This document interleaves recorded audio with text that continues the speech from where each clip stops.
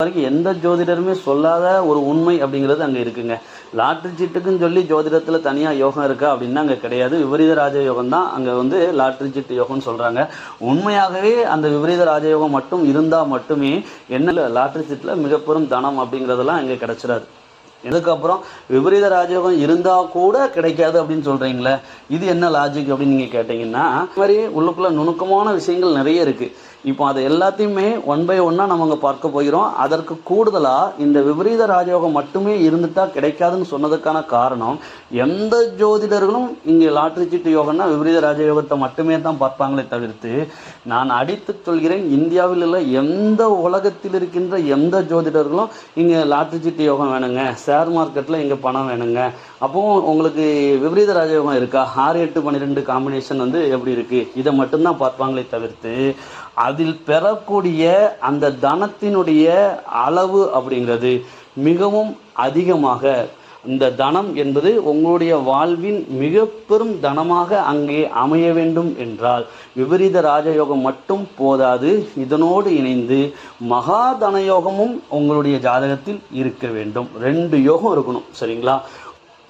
ஏன்னா எல்லா ஜோதிடரும் சொல்கிற மாதிரி இந்த மாதிரி இருங்க, இந்த லக்னாதிபதி 8ஆம் பாவத்தில் அமர்ந்துட்டால் லாட்ரி சீட்டு வாங்க கிடைக்கும் அப்படின்லாம் போயெலாம் சொல்கிறது இல்லை.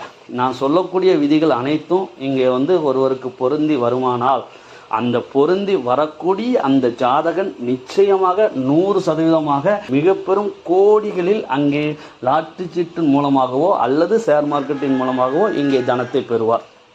அல்லது இங்கே ஷேர் மார்க்கெட் மூலமாக ஒரு பெரும் பணத்தை பெற்றிருக்கிறார் அப்படின்னா அவருக்கு நான் சொல்லக்கூடிய யோகம் என்பது இருக்குமே தவிர்த்து, இந்த யோகம் அப்படிங்கிறது இங்கே பொதுவாக யூடியூப்பில் எல்லா ஜோதிடர்களும் இங்கே பதிவு பண்ணுற மாதிரி வந்தால் வருது வரட்ட போது நாம் அடிச்சு விடுவோம் அப்படிங்கிற கான்செப்ட் கிடையாது. சரிங்களா?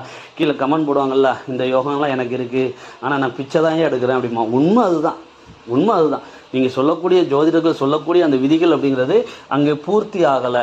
அதை அவங்களுடைய பாயிண்ட் ஆஃப் வியூவில் அந்த பாமரன் தன்னுடைய நிகழ்வுகளை அங்கே சொல்கிறான். காரணம், ஜோதிடம் அப்படிங்கிறது ஒரு மானுட வாழ்வியல் அப்படிங்கிறதுனால அவனுடைய வாழ்வியல்படி நீ சொல்லதெல்லாம் ஒன்றுமே நடக்கலையா, ஏன் அப்படி ஃப்ராட் விட்றியா அப்படின்னு அவன் கேட்குறான்.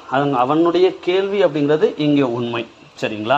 அந்த அதீதமான தனம் அப்படிங்கிறதுக்கு இங்கே சந்திரன் சுக்கிரன் வீட்டில் உச்சம் பெறுவதால் அந்த தனத்தில் மட்டும் மனிதனுடைய மனம் உச்சமாகிட்டே தான் இருக்குமே தவிர ஒருபோதும் நீச்சமாகாது. அதனால் அந்த போதுங்கிற மனதை எட்டாவிட்டாலும் ஒரு 5 தலைமுறைக்கு போதுமான பணம் அப்படிங்கிறது உழைப்பின்றி கிடைக்க வேண்டும் அப்படின்னா விபரீத ராஜயோகமும் அதனோடு இணைந்து இங்கே மகாதன யோகமும் அந்த ஜாதகத்தில் இணைந்து 2 யோகங்களும் இருக்க வேண்டும். 3 பார்ட்டாக நம்ம அங்கே பார்க்க போகிறோம். இதில் முதல் விதி அப்படிங்கிறது, உங்களுடைய ஜாதகத்தில் சந்திரன் என்பவர் சுக்கிரனுடைய வீடுகளில் அமர வேண்டும். அப்போ உங்களுடைய ஜாதகத்தில் சந்திரன் என்பவர் சுக்கிரனுடைய வீடுகளில் அமர வேண்டும் என்று சொல்வதற்கான காரணம், நீங்கள் சுக்கிரனுடைய ராசியாக இங்கே மாறுவீங்க. ஒன்று ரிஷப ராசியாக இருப்பீங்க, அப்படி இல்லைன்னா என்னவாக இருப்பீங்க, துலா ராசியாக இருப்பீங்க. ஏன் இந்த ரிஷப ராசி துலா ராசி நம்ம சொல்கிறோம் அப்படின்னா, ஒருவனுடைய மனம் என்பது இங்கே சந்திரனை சொல்லும். அப்போ அந்த சந்திரன் மிக அதிகமான பணத்தை இங்கே ஈர்க்க வேண்டும் என்றால் அவனுடைய மனதளவில் அதற்கு அதீத பணத்தின் மீது அதீதமான நாட்டத்தை அவன் பெற வேண்டும். அதற்காக அந்த சுக்கிரனுடைய காரகத்தை சொல்லக்கூடிய சுக்கிரனுடைய ராசிகளான ரிஷபராசியோ அல்லது துலாம் ராசியாகவோ அவன் அமைவது சிறப்பு. இல்லைங்க, நான் ரிஷபராசியும் இல்லை, நான் துலா ராசி இல்லை அப்படின்னாலும் பரவாயில்ல. உங்களுடைய ராசிநாதன், நீங்கள் கடகமாக இருக்கலாம், அப்படி இல்லைன்னா நீங்கள் இந்த ரிஷப துலாமை தவிர்த்து மற்ற 10 ராசிகளாக எந்த ராசிகளானாலும் இருக்கலாங்க. உங்களுடைய ராசிநாதன் அப்படின்னு இருப்பார். இப்போ மேசம் விருச்சகம்னு எடுத்துக்கிட்டோம் அப்படின்னா அந்த செவ்வாய் உங்களுடைய ராசிநாதன். தனுசு மீனம்னு எடுத்துக்கிட்டால் குரு உங்களுடைய ராசிநாதன். மகர கும்பம்னு எடுத்துக்கிட்டால் சனி உங்களுடைய ராசிநாதன். மிதுனம் கன்னின்னு எடுத்துக்கிட்டோம் அப்படின்னா புதன் உங்களுடைய ராசிநாதன். இந்த மாதிரி உங்களுடைய ராசிநாதன் என்பவர் இங்கே சுக்கிரனுடைய பாவகமான ரிஷபத்திலோ அல்லது சரிங்களா. ரிஷபத்திலோ அல்லது துலாத்திலோ அமர வேண்டும். என்னுடைய ராசிநாதனும் இங்கே சுக்கிரனுடைய வீடுகளிலோ அல்லது இங்கே சுக்கிரனுடைய தொடர்புகளிலோ சுக்கிரனுடைய இணைவுகளிலோ சுக்கிரனுடைய பார்வையிலோ இல்லை. சரிங்களா. இதில் ஏதாவது ஒன்று இருக்கணும். எதுவுமே இல்லைங்க அப்படின்னா இதற்கு மாறாக, சரிங்களா, நல்லா புரிஞ்சுக்கணும், இதற்கு மாறாக உங்களுடைய ஜாதகத்தில் லக்னம் அப்படின்னு ஒன்று இருக்கும். சரிங்களா. உங்களுடைய ஜாதகத்தில் லக்னம் என்பதுதான் எதை சொல்லும் அப்படின்னா நீங்கள் பெற்ற உயிர்வினையை சொல்லும். ராசிநாதன் என்பவர் எதை சொல்வார் அப்படின்னு பார்த்தீங்கன்னா உங்களுடைய மனதை சொல்வார். அப்போ இயல்பாகவே ஒருவர் இங்கே உழைப்பின்றி மிக பெரும் தனத்தை பெற வேண்டும் என்கின்ற அந்த மனம் இருந்தால் மட்டும்தாங்க ஒருத்தர் போய் லாட்ரி சீட்டு வாங்கலாம், மிக பெரும் கோடிகள் கிடைக்கும் அப்படின்னு மனதளவில் அவர் தூண்டப்பட்டு என்ன செய்வார் அப்படின்னா அங்கே போய் லாட்ரி சீட்டு வாங்க. பார்த்தீங்கன்னா ரிஷபராசிக்காரனும் துளாராசிக்காரனும் அதன் கூடுதலாக இங்கே நான் சொன்னேன்ல, அவர்களுடைய ராசிநாதன் என்பவர் சுக்கிரனோடோ அல்லது சுக்கிரனுடைய பார்வையிலோ ஏதேனும் சுக்கிரனுடைய தொடர்பில் இருக்கிறவங்க மட்டும்தான் லாட்ரி சீட்டு வாங்குறதுக்கு போவாங்க. சரிங்களா. அந்த அமைப்பு இங்கே எதனால் சொன்னேன் அப்படிங்கிறது உங்களுக்கு இப்போ புரிஞ்சிருக்கும். அதற்கு அடுத்தது இங்கே லக்னம் என்பது உயிர்வினையை சொல்வதால் ஒருத்தர் சொல்வார்ல, நான் யதார்த்தமாக போனேன், நான் லாட்ரி சீட்டு வாங்கணும் அப்படிங்கிற எண்ணத்துக்காக நான் அங்கே போகலை. அதே போல் ஷேர் மார்க்கெட்டில் இன்வெஸ்ட் பண்ணி நான் மிக பெரும் பணத்தை பெறணும் அப்படிங்கிறதுக்காக அதை என்ன செய்யலை அப்படின்னா பெர்ஃபெக்டாக அந்த ரூல்ஸ் எல்லாம் ஃபாலோ பண்ணி அதில் கண்டினியூவாக நான் இன்வெஸ்ட்மெண்ட் பண்ணலை. நான் ஏதோ ஒரு இதில் இன்வெஸ்ட்மெண்ட் பண்ணினேன், என்னோடய ஃப்ரெண்டு சொல்லிக்கிட்டே இருந்தாங்க, அதனால் இன்வெஸ்ட்மெண்ட் பண்ணேன். அல்லது என்ன அப்படின்னு பார்த்தீங்கன்னா நான் ஒருத்தரை ட்ராப் பண்ண போனேன். இது நிகழ்வு, உண்மையான நிகழ்வுகள் இங்கே நிறைய நடந்திருக்கு. இங்கே கேரளாவுக்கு போன ஐயப்ப பக்தர்களாக இருக்கட்டும், அல்லது என்னோடய ஃப்ரெண்டை நான் இங்கே என்ன பண்ணேன், பிக்கப் பண்ண போனேன் அல்லது ட்ராப் பண்ண போனேன் ஏர்போர்ட்டுக்கு. அப்போ இங்கே வீதியில் விற்றுக்கிட்டு இருந்தாங்க. சரி, இவ்வளோ தூரம் வந்துட்டோம், சரி வாங்குமே. அது என்னுடைய கைகளில் வலுக்கட்டாயமாக அண்ணா வாங்குங்களேன், ஒரு சீட்டாவது வாங்குங்களேன்னு சொன்னாங்க, அதனால் நான் வாங்கினேன் அப்படின்னு இங்கே சொன்னவருக்கு, ஒரு மருத்துவருக்கு இங்கே கிடைச்சது. சரிங்களா. அவர் இதே ஸ்டேட்மெண்ட்டை தான் அங்கே சொன்னார். ராசிநாதன் எதுவுமே தொடர்பில் இல்லை அப்படிங்கிற பட்சத்தில் நம்ம இங்கே என்ன வந்துட்டோம், இங்கே லக்னத்துக்கு வரோம், ஆனால் லக்னம் இங்கே தொடர்பில் இருக்குது. ரைட். அப்போ உங்களுடைய யதார்த்தமான நீங்கள் தேடி செல்லாமல் ஒரு நாள் நிச்சயமாக யதார்த்தமாக செல்கின்ற போது நீங்கள் பிளான் பண்ணியே நான் எதையும் பிளான் பண்ணலாங்க, ஆனால் திடீர்னு இங்கே சக்ஸஸாக எனக்கு அது அமைஞ்சிருச்சு அப்படிங்கிற தன்மையில் உங்களுக்கு அங்கே கிடைக்கும். இங்கே லக்னத்தை வைத்து தான் 3ஆம் பாவகம், 6ஆம் பாவகம், 8ஆம் பாவகம், 12ஆம் பாவகம் அத்தனை பாவகங்களும் இங்கே லக்னத்தை வைத்து தான் கட்டமைக்கப்படும். சரிங்களா. அதனால் நம்ம என்ன சொல்கிறோம் அப்படின்னா அந்த லக்னத்தை மிக உயிர்வினை அப்படிங்கிறதுனால மிக தெளிவாக நம்ம இந்த இடத்துல நிறுத்தி எக்ஸ்பிளைன் பண்ணிட்டு இருக்கிறோம். சரிங்களா. இந்த அப்போ இங்கே 2 விதிகள் இருக்குது. ஒன்று நம்மளா தேடி போய் அங்கே அந்த நிகழ்வுகளை நடத்துறது, இன்னொன்று பார்த்தீங்கன்னா யதார்த்தமாக நாம் விருப்பமின்றியும் நமக்கு சக்ஸஸாக அமையக்கூடியது. சரிங்களா. இது ராசியும் லக்னமும் தீர்மானிக்கிறது.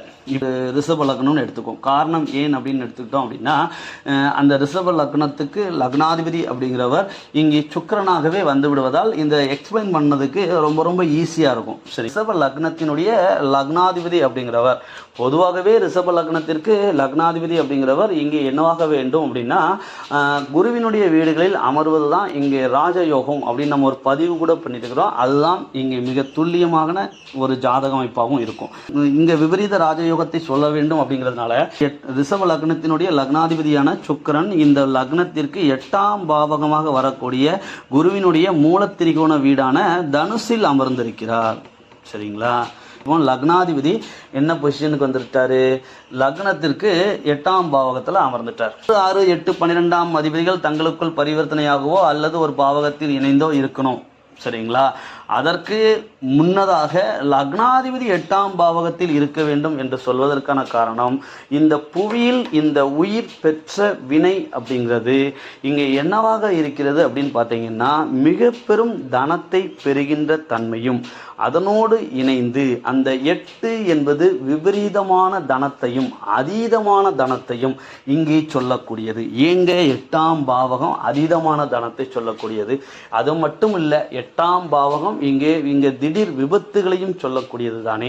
அப்போ இந்த அவயோகத்தை சொல்லக்கூடிய 8ஆம் பாவகம் ஏன் ஆயுள்காரகன் ஆனாருங்கிற ஒரு பதிவு பண்ணியிருக்கிறோம். சரிங்களா? இந்த இடத்துல பாருங்க, இந்த ரிஷப லக்னத்தினுடைய லக்னாதிபதி இயற்கையினுடைய சுவராக அங்கே வர்றதுனால ஒரு நீடித்த ஆயுளையும் இங்கே உடன் இணைத்து சொல்லலாம். 8ஆம் பாவகம் மட்டும் ஏங்க அதீதமான தனத்தை சொல்கிறது? கேள்வி கேளுங்கன்னு தான் நான் சொல்கிறேன்.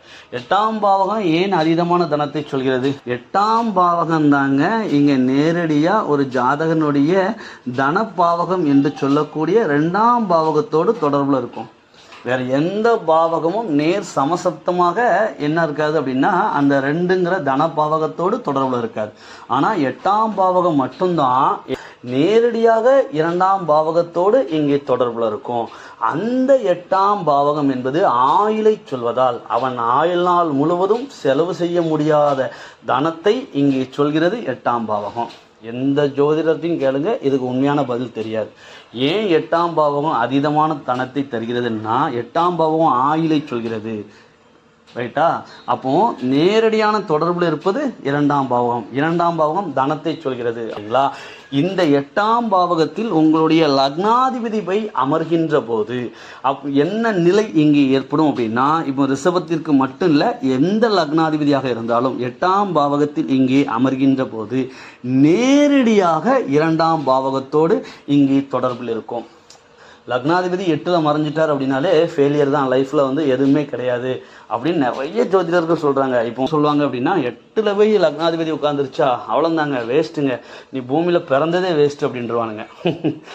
அந்த ஜோதிடர்கள், அப்படி பலன் சொல்லக்கூடிய ஜோதிடர்கள் தான் அங்கே வேஸ்ட்டு. இந்த 8ல் இருக்கக்கூடிய இந்த லக்னாதிபதி அப்படிங்கிறவர் என்ன பொசிஷனில் இருக்கணும் அப்படின்னா வலுவான நிலையில் இருக்க வேண்டும். 8ஆம் பாவகத்தில் இங்கே அந்த சுக்கிரன்பவர் 4 கூடிய, ஏன்னா ஒரு கிரகம் வர்க்கோத்தம் ஆகுது அப்படின்னா அந்த கிரகம் எந்த கிரகத்தினுடைய சாரத்தில் வர்க்கோத்தமம் ஆகுது அப்படிங்கிறத இங்கே பார்க்கணும். ரொம்ப முக்கியம். ஏன் அப்படின்னு சொன்னோம் அப்படின்னா 4ஆம் பாவகம் வீடு மனை சுகம் சொத்து அனைத்தையும் சொல்லக்கூடியது, அசையா சொத்துக்கள் அனைத்தையும் சொல்லக்கூடியது. இங்கே 4ஆம் பாவகத்தின் அதிபதியினுடைய சாரத்தில் இந்த சுக்கிரன் வர்க்கோத்தமம் ஆவது மிக நன்மை. ஒரு கிரகம் வர்க்கோத்தமம் அப்படிங்கிறது இங்கே உச்சம் பெற்றதை விடவும் மேலான நன்மைகளை செய்வதற்கு கடமைப்பட்டதாக அது மாறிவிடுகிறது. இதற்கு அடுத்ததா இதே ஜாதகத்தில் 3ஆம் பாவகத்தின் அதிபதி அப்படிங்கிறவர் இங்கே சந்திரனாக வரக்கூடியவர், மனோகாரகன். எந்த ஒரு ஜாதகத்திலும் 3ஆம் பாவகத்தின் அதிபதி அப்படிங்கிறவர் இங்கே என்னவாக வேண்டும் என்றால் சுக்கிரனுடைய வீடுகளில் இங்கே அமர வேண்டும் அல்லது சுக்கிரனோடு இங்கே இணைவில் அமர வேண்டும். இது ஒரு ரூல், முக்கியமான ரூல். ஏன் அப்படின்னா 3ஆம் பாவகம் எதை சொல்லும் அப்படின்னா ஒரு மனிதனுடைய முயற்சியை சொல்லும். மிக அதீத தனம் என்பதையும் இங்கே 3ஆம் பாவகமும் இணைத்து சொல்லும் 8ஆம் பாவகத்திற்கு அடுத்ததாக. ஏன் அப்படின்னா இங்கே 2ஆம் பாவகத்திற்கு நல்லா பாருங்க, 2ஆம் பாவகத்திற்கு தனபாவகம் என்பது இங்கே 3ஆம் பாவகம். ஒரு அதீத தனத்தையும் அந்த தனத்தை நோக்கி செல்கின்ற ஒரு தன்மையையும் இங்கே செய்வது முயற்சி ஸ்தானம் இல்லையா? ஒரு மனிதனுடைய முயற்சியை பொறுத்து தான் என்ன இருக்கும் அப்படின்னா அவனுக்கான வெற்றி இருக்கும். சரிங்களா? அப்போ அந்த வெற்றி அப்படிங்கிறது முயற்சியை பொறுத்து தான் கிடைக்கும். அந்த வெற்றியை பொறுத்து தான் அவனுக்கு கீர்த்தி கிடைக்கும். அந்த கீர்த்தியை பொறுத்து தான் அவனுக்கு புகழ் கிடைக்கும். அப்போ அந்த 3ஆம் பாவகம் அப்படிங்கிறது என்னவாக இருக்க வேண்டும் அப்படின்னா நாம இப்போ என்ன சொல்ல போகிறோம், அவர் வந்து விபரீத ராஜயோகம் வந்து இங்கே கனெக்ட் பண்ண போகிறோம். அப்போ அந்த 3ஆம் பாவகத்தின் அதிபதி அப்படிங்கிறவர் இங்கே சுக்கிரனுடைய வீடான இங்கே துலாத்தில் இருக்கிறார். இங்கே துலாம் ராசியாக மாறிவிடும். சரிங்களா? இங்கே துலாம் ராசியாக மாறுறதுனால நம்ம முதல்ல சொன்னல லாட்ரி யோகம் அந்த ஷேர் மார்க்கெட், அதில் இவர் முயற்சியை இவராகவே தேடி செல்வார். 3ஆம் பாவகம் முயற்சி பாவகம் அப்படிங்கிறதுனால அதன் மேல் ஒரு முயற்சி அப்படிங்கிறது இயல்பாகவே இவருக்கு வந்துவிடும். இதன் கூடுதலாக நம்ம முதல்ல ஒரு விதி சொன்னல, ஒரு ராசி சந்திரன் அப்படிங்கிறவர் இங்கே என்ன செய்யணும் அப்படின்னா சுக்கிரனுடைய வீடுகளில் இங்கே அமர வேண்டும். அப்படின்னா ரிஷபராசியோ துலாராசியாவோ இங்கே இருக்கணும்னு நம்ம சொன்னல, அந்த விதியும் இங்கே 3ஆம் பாவகத்தின் விதியோடு முயற்சி பாவகத்தின் விதியோடு இணைத்து வந்து விடுகிறது. அவனுடைய முயற்சி மட்டும் இல்லை, அவனுடைய மனமும் அதற்கு இங்கே உடன்படுகிறது. 6ஆம் பாவகத்தில் இங்கே சந்திரன் இருக்கிறார். 3ஆம் பாவகத்தின் அதிபதி 6ஆம் பாவகத்தில் இங்கே அமர்ந்திருக்க 6ஆம் பாவகத்தின் அதிபதி அப்படிங்கிறவர் இங்கே இந்த ராசிக்கு 3ஆம் பாவகத்திலும் புரிஞ்சுச்சா உங்களுக்கு?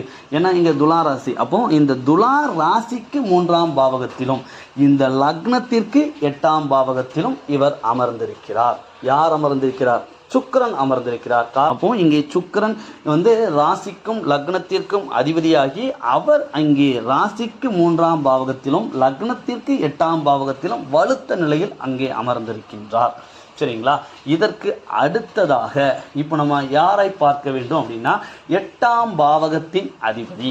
இங்கே 8ஆம் பாவகத்தின் அதிபதியான இந்த ஜாதகத்திற்கும் இந்த லக்னத்திற்கும் ராசிக்கும் அவயோகியான அந்த குரு என்பவர் இங்கே லக்னத்திற்கு 11ஆம் பாவகத்தில் அமர வேண்டும். சரிங்களா? இந்த லக்னத்திற்கு 11ஆம் பாவகம் அப்படிங்கிறது இந்த குருவினுடைய இன்னொரு வீடாகவும் இங்கே அமைந்துவிடும். அது மீனமாக இங்கே அமையும். இந்த குரு ஏன் எதனால் 11ஆம் பாவகத்தில் இங்கே அமரணும் அப்படின்னா 8ஆம் பாவகத்துக்கு அதிபதி அதீத தனத்தை சொல்லக்கூடியவர். சரிங்களா? அதே போல அந்த 8ஆம் பாவகத்தின் அதிபதி அப்படிங்கிறவர் இங்கே 100% 11ஆம் பாவகத்தின் அதிபதியோடு தொடர்பு நிச்சயமாக இருக்கணுங்க. இங்கே விபரீத ராஜயோகத்தில் 3, 6, 8, 12 காம்பினேஷன் இருந்தால் மட்டும் போதுங்க. அதில் எதெல்லாம் சொல்லலை அப்படின்னு பார்த்தீங்கன்னா அங்கே 8ஆம் பாவகத்தின் அதிபதி 11ஆம் பாவகத்தோடு தொடர்பில் இருக்கணும்னு சொல்லலையே அப்படின்னு நீங்கள் கேட்டிங்கன்னா நாம் எதை மிக தெளிவாக சொல்ல போகிறோம் அப்படின்னா இங்கே ஃபெயிலியர் ஆகக்கூடிய விதிகளை நாம் இங்கே சொல்லலை. சக்ஸஸாக 100% ப்ராக்டிக்கலாக இதுதான் உண்மை அப்படிங்கிற அமைப்பை மட்டுமே இங்கே சொல்வதால் இதற்கூட மகாதனயோகம் என்கின்ற அமைப்பை இங்கே சொல்ல வருவதால் அந்த விதிகள் என்பது இங்கே முழுமையாக கூடிய அந்த விதியை நாம் இங்கே சொல்கிறோம். நம்ம இந்த இடத்துல மிக தெளிவாக எதை பதிவு செய்கிறோம் அப்படின்னா மகாதனயோகம் விதியையும் இங்கே இணைத்து சொல்வதனால இந்த குரு அப்படிங்கிறவர் 8குடையவன் அதீத தனத்தை சொல்லக்கூடியவர் நிச்சயமாக 11ஆம் பாவகத்தில் தொடர்பில் இருக்க வேண்டும். அப்படி இருந்தால் மட்டுமே தான், சரிங்களா? அப்படி இருந்தால் மட்டுமே தான் இவருக்கு ஆயுள் என்பதும் இங்கே என்னவாக இருக்கும் அப்படின்னா லாபமாக இருக்கும். அதற்கு தான் நம்ம என்ன சொல்கிறோம் அப்படின்னா மகாதன யோகம் அப்படிங்கிறத இணைச்சு சொல்கிறோம். வரக்கூடிய பணம் என்பது மிக அதிகமாக இருக்க வேண்டும் அப்படின்னா மகாதன யோகம் நிச்சயமாக இருக்க வேண்டும். அதை அனுபவிக்க வேண்டுங்கிற நிலைமையும் அவருக்கு இருக்கணும். அப்படிங்கிறதுனால தான் 8ஆம் பாவகத்தின் அதிபதியான அந்த குருவை இந்த ரிஷப லக்னம் துலா ராசியின்படி இங்கே 11ஆம் பாவகத்தில் நாம் இங்கே சொல்கிறோம். அப்போ 8குடையவன் இங்கே லாபத்தையும் சொல்வார். அப்படிங்கிறதுனால அவர் இங்கு லாபஸ்தானத்தில் அமர்வதால் அப்போ 8ஆம் அதிபதி லாபஸ்தானத்தில் அமர்ந்திருக்கிறார். அப்படிங்கும்போது இந்த ஜாதகம் இயல்பாகவே ஒரு தீர்க்காயுள் ஜாதகமாக இங்கே மாறிடும். சரிங்களா? இங்கே 12ஆம் பாவகத்தின் அதிபதி அப்படிங்கிறவர் இங்கே யார் அப்படின்னா இங்கே செவ்வாய். அந்த செவ்வாய் என்பவர் இந்த ஜாதகத்திற்கு இங்கே 6ஆம் பாவகமான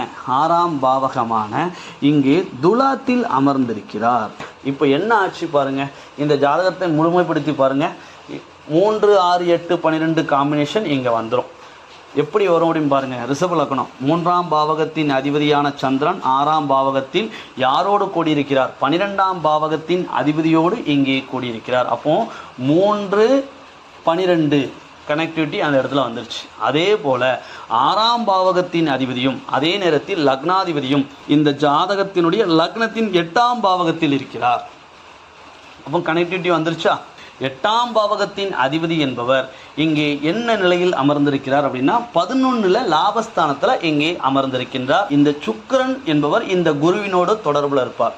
எப்படி தொடர்பில் இருப்பார்? இவருக்கும் அவருக்கும் இடையில இங்கே சனி உட்கார்ந்துருக்கிறார, சனியினுடைய 2 வீடுகள் இருக்குது அப்படின்னா குருவினுடைய வீட்டில் தான் எங்கே உட்கார்ந்துருக்காங்க? இந்த சுக்கிரன் அப்படிங்கிறவர் இருக்கிறார். அப்போ குருவினுடைய வீட்டில் சுக்கிரன் அமர்ந்திருப்பதால் 6, 8 தொடர்பு அப்படிங்கிறது இங்கே நிகழ்கிறது. மிக துல்லியமாக இங்கே 3, 6, 8, 12ஆம் அதிபதியினுடைய கனெக்டிவிட்டி வந்துருச்சு. விபரீத ராஜயோகத்தின் பலன்களை சொல்லக்கூடிய ஷேர் மார்க்கெட் அல்லது இங்கே லாட்ரி மோகம் அப்படிங்கிறது இவருக்கு இயல்பாகவே அவருடைய மனதில் இருக்கும். காரணம் இந்த சுக்கிரனுடைய துலாம் ராசியில் இங்கே சந்திரன் என்பவரும் இந்த லக்னத்திற்கு 3ஆம் பாவகத்தின் அதிபதியும் இங்கே அமர்ந்திருப்பதால் இந்த விபரீத ராஜயோகம் வேலை செஞ்சிருமான்னு கேட்டிங்கன்னா, ஷேர் மார்க்கெட்டில் போட்ட பணம் இங்கே ரெட்டிப்பாயிருமான்னு கேட்டிங்கன்னா, அல்லது இங்கே லாட்ரி சீட்டு இங்கே வாங்கி மிகப்பெரும் கோடீஸ்வரனாக ஆயிடுவாரா அப்படின்னு கேட்டிங்கன்னா 100% ஆக மாட்டார். இதற்கூட என்ன வேணும் அப்படின்னா இந்த விபரீத ராஜயோகத்தை செயல்படுத்துவதற்கு இங்கே 8ஆம் பாவகத்தினுடைய தசாவோ அல்லது 12 அல்லது 6 அல்லது 3ஆம் பாவகத்தினுடைய தசாவோ நடைபெற வேண்டுமா அப்படின்னு நீங்கள் கேட்டீங்க அப்படின்னா அதுவும் இல்லை. இங்கே 11ஆம் பாவகமாக வந்த அட்டமாதிபதி அப்படிங்கிறதுனால் இங்கே என்ன நிகழும் அப்படின்னா பெரும் குருவினுடைய காரகங்கள் மூலமாக பெரும் நஷ்டங்களையும் இழப்புகளையும் மட்டுமே தான் இவர் இந்த விபரீதம் மூலமாக அனுபவிப்பவரை தவிர்த்து இவருக்கு இந்த 16 ஆண்டுகள் நடக்கின்ற இந்த குரு தசா என்பது இங்கே ஒரு வனவாசம். அதில் எந்த மாற்று கருத்தும் கிடையாது. விபரீத ராஜயோகம்லாம் இங்கே வேலை செய்யாது. நீங்கள் விபரீத ராஜயோகம் வேலை செய்யணும்னா இந்த ஜாதகத்தில் குருதசை நடக்கும்போது வேலை செய்யணும், ஆனால் செய்யாது. சரிங்களா? இதைத்தான் நம்ம என்ன சொல்கிறோம் அப்படின்னா, ஜோதிடர்கள் அரைகுறை விதிகளை இங்கே எடுத்து வைத்துக்கொண்டு இங்கே பேசி கொண்டிருக்கிறார்கள் அப்படின்னு நம்ம சொல்கிறோம். அது எந்த ஜோதிடராக இருந்தாலும் சரி, அதுதான் உண்மை. விபரீத ராஜயோகம் அப்படிங்கிறது இந்த ஜாதகத்தில் இருக்குது. இதன் கூடுதலாக நாம் இங்கே எதை சொல்ல வேண்டும் என்றால், மகாதன யோகம் அப்படிங்கிற அமைப்பை கனெக்டிவ் பண்ணி இங்கே நம்ம சொல்லணும். இங்கே மகாதன யோகம் அப்படிங்கிறது பொதுவாகவே 2ஆம் பாவகத்தின் அதிபதியும், சரிங்களா, 2ஆம் பாவகத்தின் அதிபதியும் இங்கே 9ஆம் பாவகத்தின் அதிபதியும் அதனோடு இணைந்து 11ஆம் பாவகத்தின் அதிபதியும் இங்கே தொடர்பில் இருப்பது. சரிங்களா? ஒரு லக்னத்தினுடைய 2ஆம் பாவகம், 9ஆம் பாவகம், 11ஆம் பாவகம் இங்கே தொடர்பில் இருந்தது என்றால் அவருக்கு இங்கே மகாதன யோகம் அப்படிங்கிற அமைப்பு இருக்குது. இதை நம்ம மிக துல்லியமாக அது எனக்கு கன்ஃபியூஸ் ஆகுது. ஏன் 2 கூடியவங்களை சொன்னாங்க, 9 கூடிய சொன்னாங்களே, 11 கூடியவங்களை ஏன் சொல்கிறாங்க அப்படின்னா, மிக துல்லியமாக இங்கே பாருங்கள். 2ஆம் பாவகம் என்பது தனம், சரிங்களா.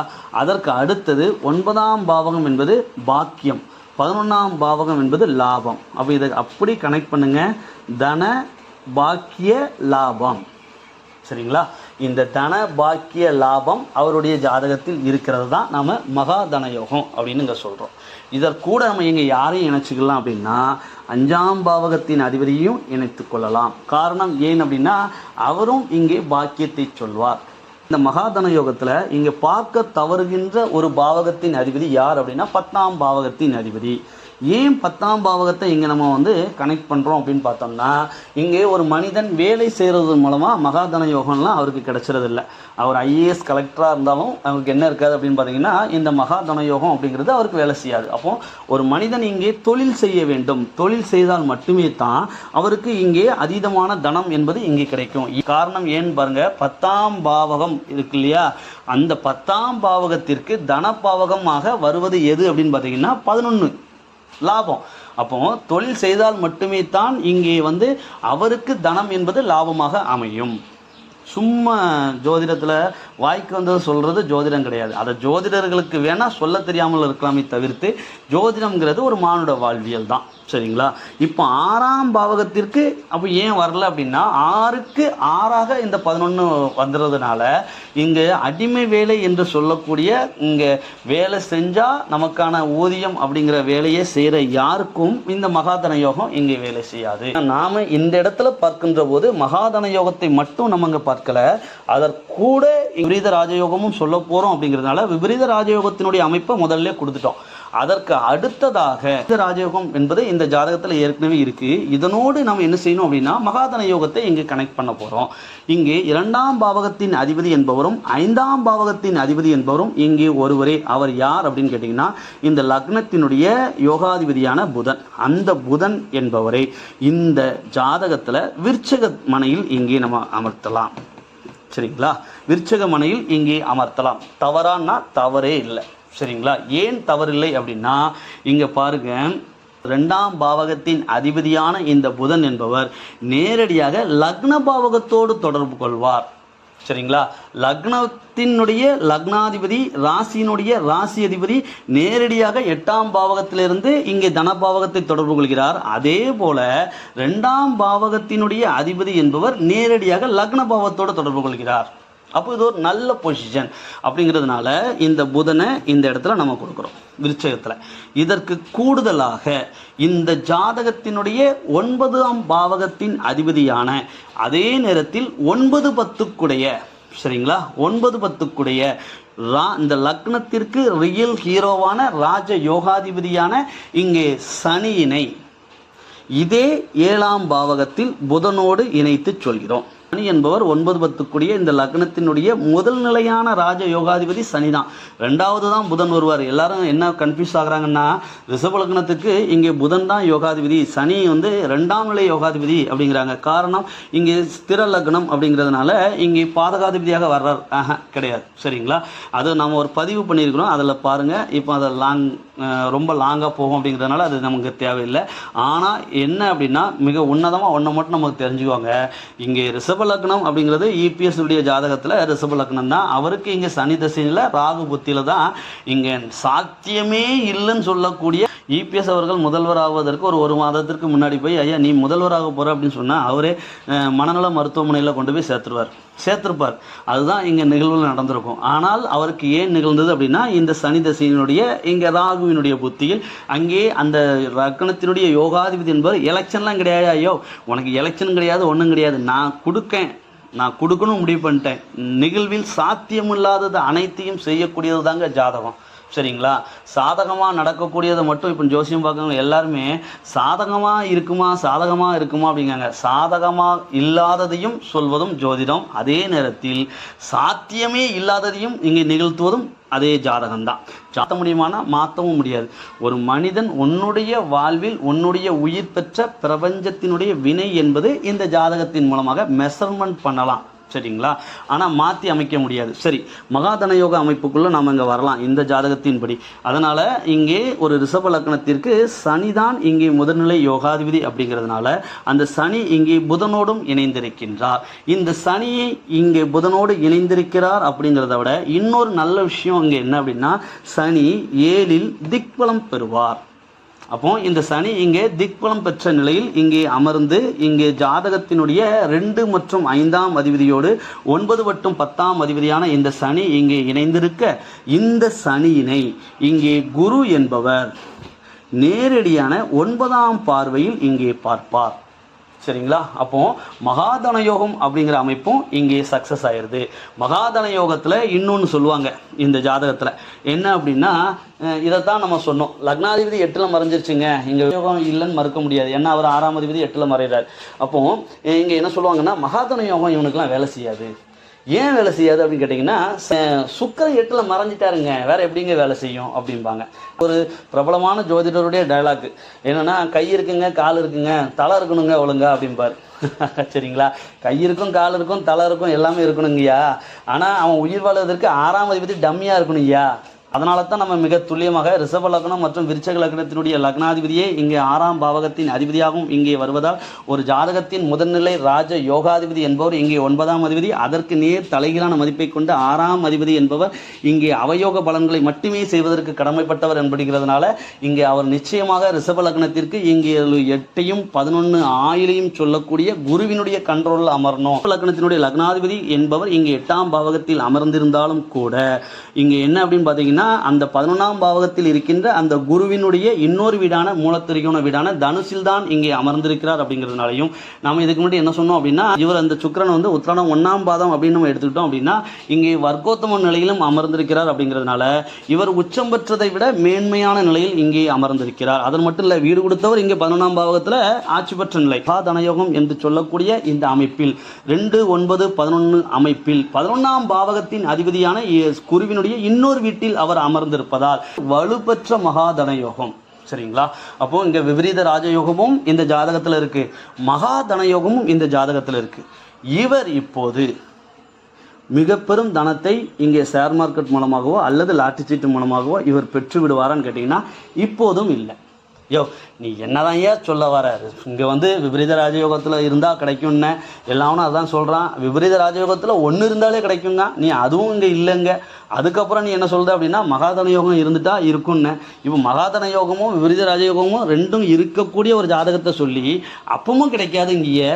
அப்போ நீ என்னதான் சொல்ல வர, கிடைக்கவே கிடைக்காதுன்னு சொல்கிறியா அப்படின்னா இல்லை. இதுதான் ஜோதிடம். எல்லாருக்கும் இங்கே கிடைக்கிறது இல்லைங்க.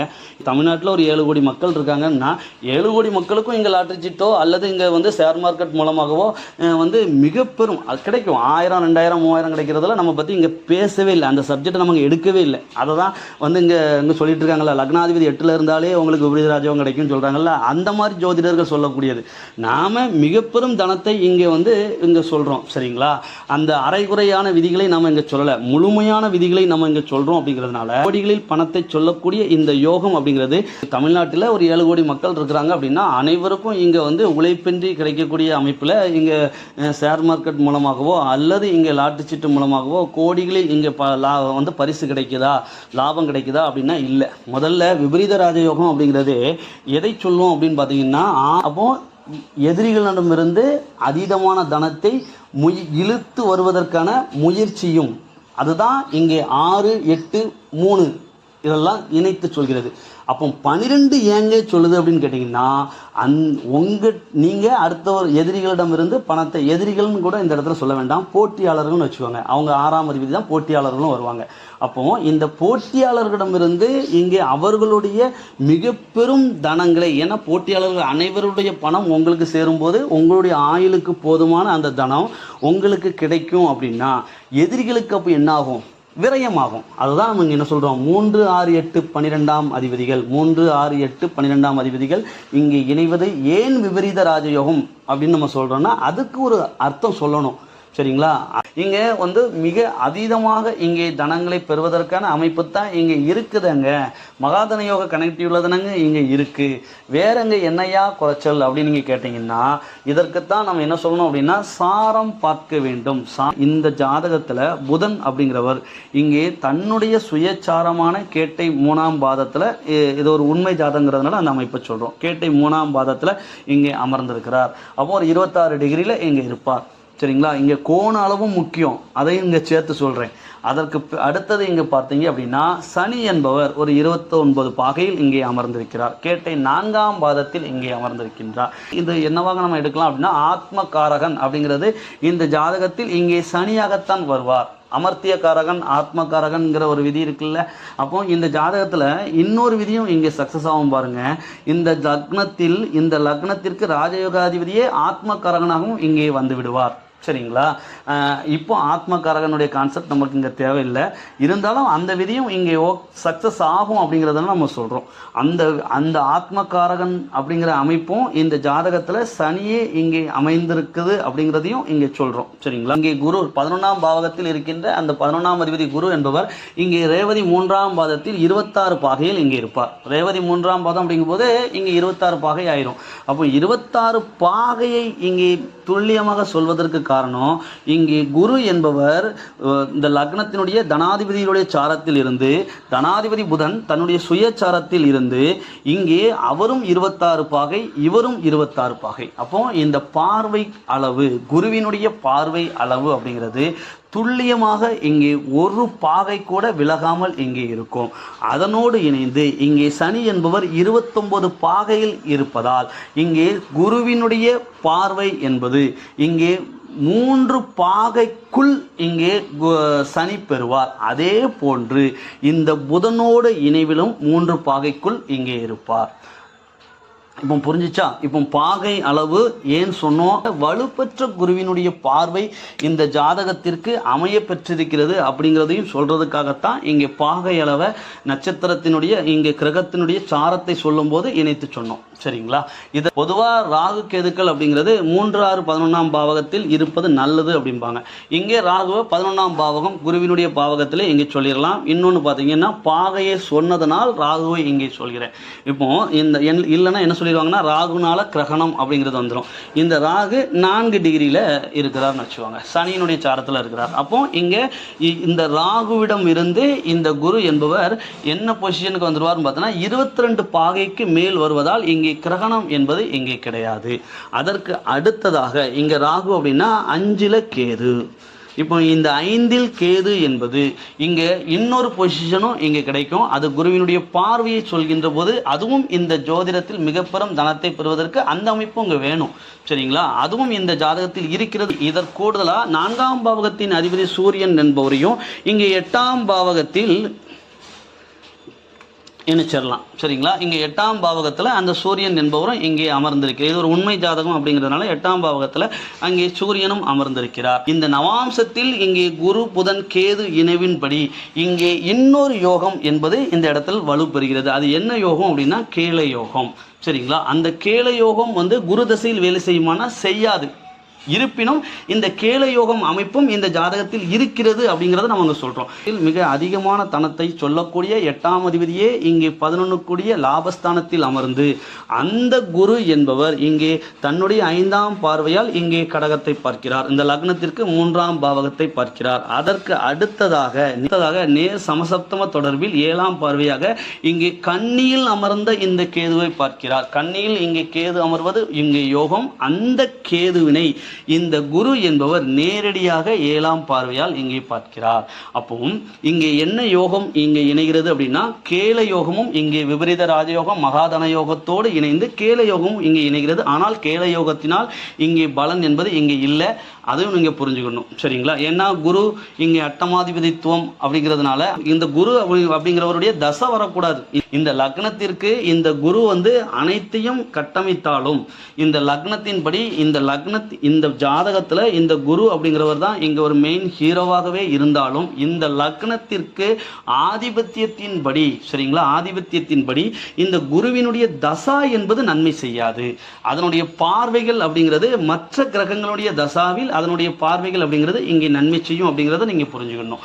இதற்கு அடுத்தது நம்ம இங்க பார்த்தோம் அப்படின்னா இந்த குருவினுடைய 9ஆம் பார்வையில் இங்கே 2 கூடியவனும் 9 கூடியவனும் இணைந்திருக்க மகாதன யோகம் அமைப்பு நிச்சயமாக 100% வேலை செய்யும். அந்த மகாதன யோகம் வேலை செய்கின்ற போது மிக மிக உன்னதமாக சனி தசையினுடைய, சரிங்களா, சனி தசையினுடைய புதன் புத்தியானது இங்கே வருகின்ற போது இங்கே என்ன நிகழும்னா ஏற்கனவே அந்த கேளயோக அமைப்பும் இங்கே இருக்குதா, அது கேது எங்க இருக்காரு, புதனுடைய வீட்டில் இருக்கிறார். சரிங்களா? அப்போ இந்த சனி தசையில் புதன் புத்தியில் இங்கே நிச்சயமாக இந்த விபரீத ராஜயோகம் என்கின்ற அந்த அமைப்பு அப்படிங்கிறது இந்த மகாதன யோகம் இங்கே கொண்டு சேர்க்கும். இந்த அமைப்புல அனைத்தும் உங்களுடைய ஜாதகத்தில் இருந்தால் மட்டுமே தான் இங்கே உங்களுக்கு என்ன கிடைக்கும்னு பார்த்தீங்கன்னா மிக பெரும் தனம் என்பது கிடைக்குமே தவிர்த்து இந்த அமைப்புகளில் ஒரு அமைப்பு கூட இங்கே குறைந்ததென்றால் மிக பெரும் தனம் கிடைப்பதற்கான வாய்ப்புகள் அப்படிங்கிறது ஷேர் மார்க்கெட்லேயோ அல்லது இங்கே எதுலேயோ இருக்காதுன்னா லாட்ரி சீட்டுகள்லையோ இங்கே இருக்காது.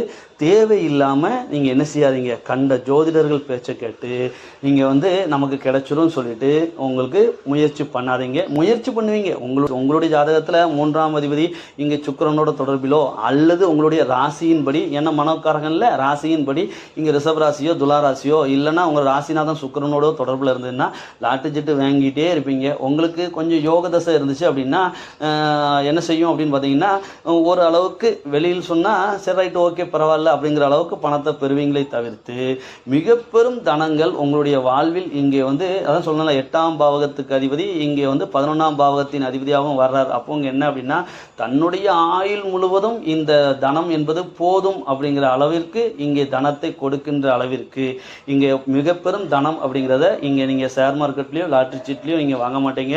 அரைக்குறை விதிகளை சொல்கின்ற அந்த ஜோதிடர்களுடைய பேச்சை கேட்டு நீங்கள் ஷேர் மார்க்கெட்டோ லாட்ரி சீட்டுகளோ தயவு செய்து மிக பெரும் இன்வெஸ்ட்மெண்ட்டை பண்ணாதீங்க. அது உங்களுக்கு ஃபெயிலியர் தான் ஆகும். அதற்கு கூடுதலாக இன்னொரு விஷயம் அப்படின்னு பார்த்தீங்க அப்படின்னா லாட்ரி சீட்டு அப்படிங்கிறத நாம் இங்கே வாங்குங்க அப்படிங்கிறதுக்காக இந்த பதிவை நம்ம சொல்லலை. ஷேர் மார்க்கெட்டில் இன்வெஸ்ட்மெண்ட் பண்ணுங்க அப்படிங்கிறதுக்காக இந்த பதிவை நம்ம சொல்லலை. இந்த பதிவு அப்படிங்கிறது ஒரு ஜோதிடர்களுக்கு இங்கே முக்கியம். எனக்கு தெரிந்து தமிழ்நாட்டில் இருக்கிற அனைத்து ஜோதிடர்களும் தான் அந்த நம்ம என்ன செஞ்சாலும் பிரபஞ்சம் பார்த்துக்கிட்டே இருக்குங்க. அதற்கான பதிலை நமக்கு கொடுத்துக்கிட்டே இருக்கும். இது தவறுதலாக தமிழக மக்களை கைட் பண்ணிட்டு இருக்கிற இந்த ஜோதிடர்கள் இதை அட்லீஸ்ட் இதை பாருங்க. ஜோதிடர்கள் தவறான முறையில் மக்களை வழி நடத்தாதீங்க. உங்களுடைய அறியாமைக்கும் சேர்த்து தான் இந்த பதிவு அப்படிங்கிறத நான் இங்கே மீண்டும் மீண்டும் சொல்வதற்கு கடமைப்பட்டவனாக இருக்கிறேன். அதற்கு இங்கே ஒரு விதியை சொல்றோம்னா அந்த விதியில எல்லாருக்குமே நடக்கணும். அப்போ அந்த அமைப்புங்கிறது இங்கே இருக்குதான்னு பார்த்துட்டு அதற்கு பிறகு உங்களுக்கு தெரியாட்டா ஏன்னா விபரீத ராஜயோகத்தை வச்சு தான் நீங்கள் சொல்கிறீங்க, அது மட்டும் காணாது. அங்கே மகாதன யோகம் வேலை செய்யணும், அதே நேரத்தில் இங்கே என்னவோ இருக்கணும் பார்த்தீங்கன்னா இந்த கிரகங்களுடைய சாரமும் கிரகங்களுடைய பாகைகளும் நவாம்சத்தில் உன்னதமும் இங்கே லக்னாதிபதி ராசி அதிபதியினுடைய வர்க்கோத்தமம் மட்டும் இல்லை, அது உச்சமாக பெற்ற நிலையில் கூட இருக்கலாம். சரிங்களா? அப்போ அங்கே அனைத்தையும் இணைத்து பார்த்து சொல்ல தெரியல அப்படின்னா தயவு செய்து சொல்லாதீங்க. மக்களை தவறான வழியில் கைடன்ஸ் பண்ணாங்க. பலன் சொல்கிறதுங்கிறது வேறு. நம்மக்கிட்ட வரக்கூடியவங்களுக்கு நாம் ஒரு பலன் சொல்கிறோம், பாவகத்தின் அடிப்படையில் 6ஆம் பாவகத்தின் அடிப்படையிலோ அல்லது 9ஆம் பாவகத்தின் அடிப்படையிலோ பலன்கள் சொல்கிறோம், அது ஓகே, ரைட். சரிங்களா? ஆனால் பொது வழியில் தவறான முறையில் மக்களுடைய பணத்தை ஏதேனும் ஒரு இடத்துல விரயம் செய்கிற அளவுக்கு உங்களுடைய பதிவுகள் இங்கே தூண்டப்படுகிறது. அது தவறு. அது அந்த தவறை செய்யாதீங்க. இந்த விதிகளை எல்லாம் நீங்கள் பாருங்கள். யாருக்குமே பார்த்துக்கிட்டு தான் இருக்கிறீங்க தான் எனக்கு வந்த நியூஸு. அதை பாருங்கள், மேற்கொண்டும் பாருங்கள். அந்த இதெல்லாம் பொருந்தி வந்தால் மட்டும் சொல்லுங்கள், இல்லைன்னா சொல்லாதீங்க. சரிங்களா? நன்றி.